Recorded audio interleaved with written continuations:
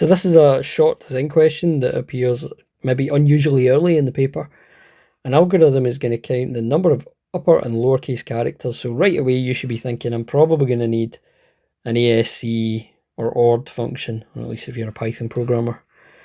The uppercase characters have got a code between 65 and 90, and lowercase have 97 to 122. So the expected output for the sentence to be or not to be would be that it's got 1 uppercase and 12 lowercase letters. Using a design technique of your choice, we're going to design this algorithm. Now, although it says a design technique of your choice, realistically, you're probably going to do this in pseudocode.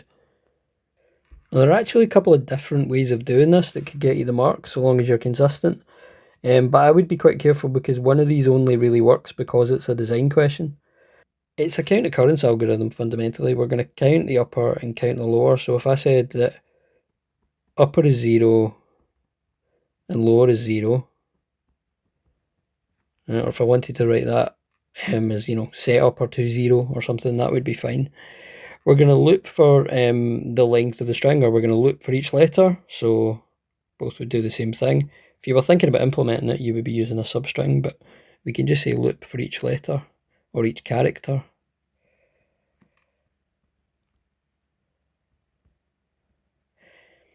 And this is where actually you could get away in a design without mentioning the function specifically.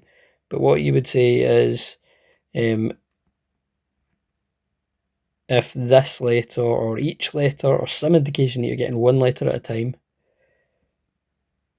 is greater than or equal to A and less than or equal to Z, then that means that you're going to add to lower.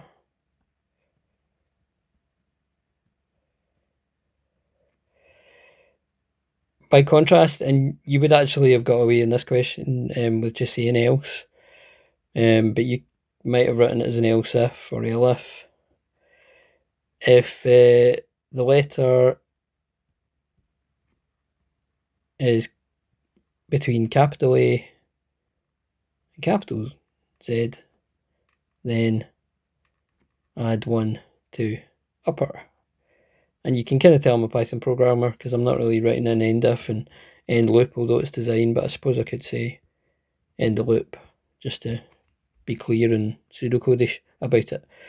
So that would work because I'm comparing like for like, I'm comparing the letter to a letter. What I need to be really careful of is in the second solution that I show you that I don't accidentally compare the letter to a number. So in one sense, that's the trick of the question. You can't really say if the letter is greater than 97 because the letter's a string or a character and 97 is obviously an integer, so you can't directly compare those. You could, however, compare them if you were using a function. So the second solution that is slightly more code-like or slightly more Python-like, because I'm thinking about functions, I would be getting the ASCII value of each letter and then comparing that to 65 or 90. So I'm still got counters here from a count occurrence. I've still got a loop and I'm looping for each character. But my if statement would be that if each character's ASCII value is greater than or equal to, what were the numbers, 65 and 90.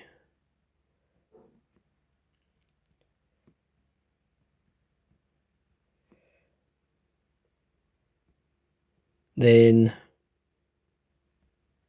I could add 1 to change the logic. You get the idea. Else if it was between the other ones. So what's important there is that I'm thinking about the ASCII value. So if I was doing that as a programmer, like if I was thinking in Python terms, if I was writing that in code, oops, changed the highlighter by mistake there.